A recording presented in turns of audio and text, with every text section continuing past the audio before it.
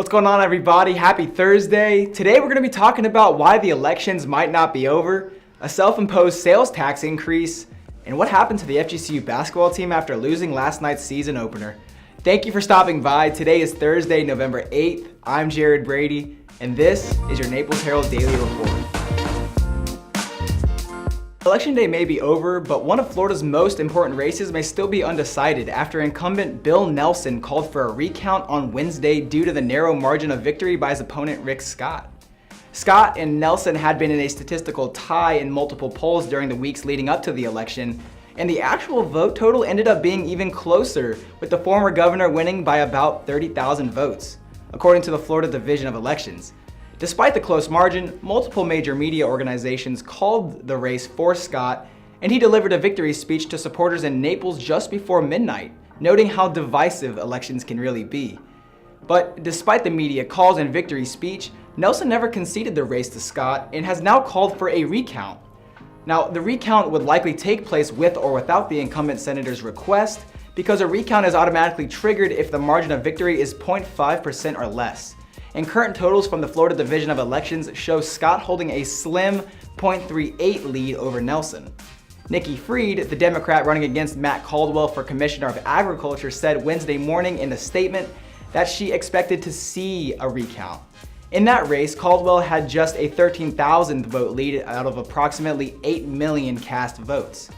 But as it stands, Republicans will retain their majority in the Senate, but with upcoming battles over judicial nominations on the horizon, the party is certainly looking to have Scott hold on to his victory and pad their lead in future votes.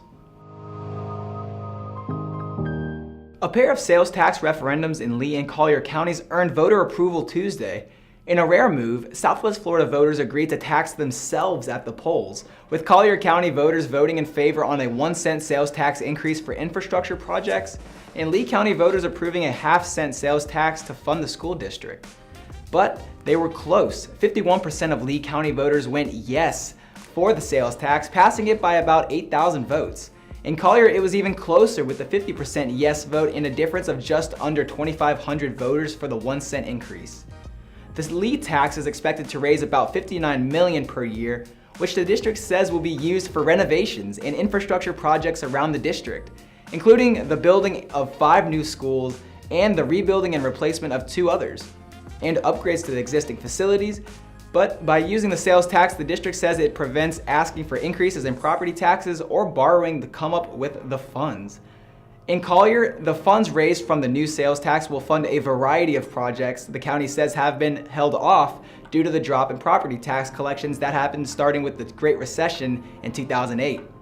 The county plans to fund road improvements such as extension of Vanderbilt Beach Road and improvements on Pine Ridge, Airport Pulling, and Livingston Road, along with new and replacing existing bridges. Collier's tax is expected to raise about $495 million, of which $420 million would go to the county, with the rest being split between the cities of Naples, Marco Island, and Everglades City. The FGCU men's basketball team turned it over 22 times in their season opener Tuesday, leading to a 74-66 loss to Illinois State. The Eagles trailed most of the game and fell behind by as many as 14 in the second half, but even with the turnover bug, they were within striking distance late in the game.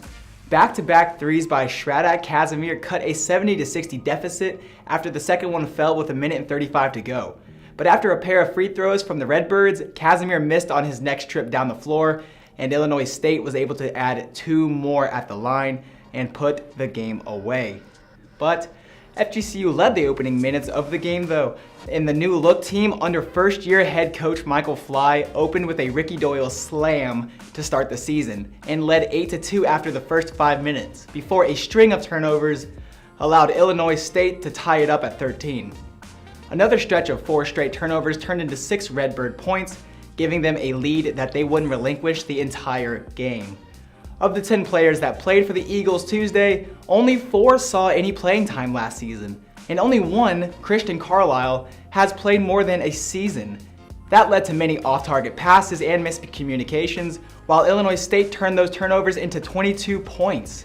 The Eagles were without Brian Thomas, who was out with a broken foot, and Rajon Scott Jr., who has what's being called a minor knee injury.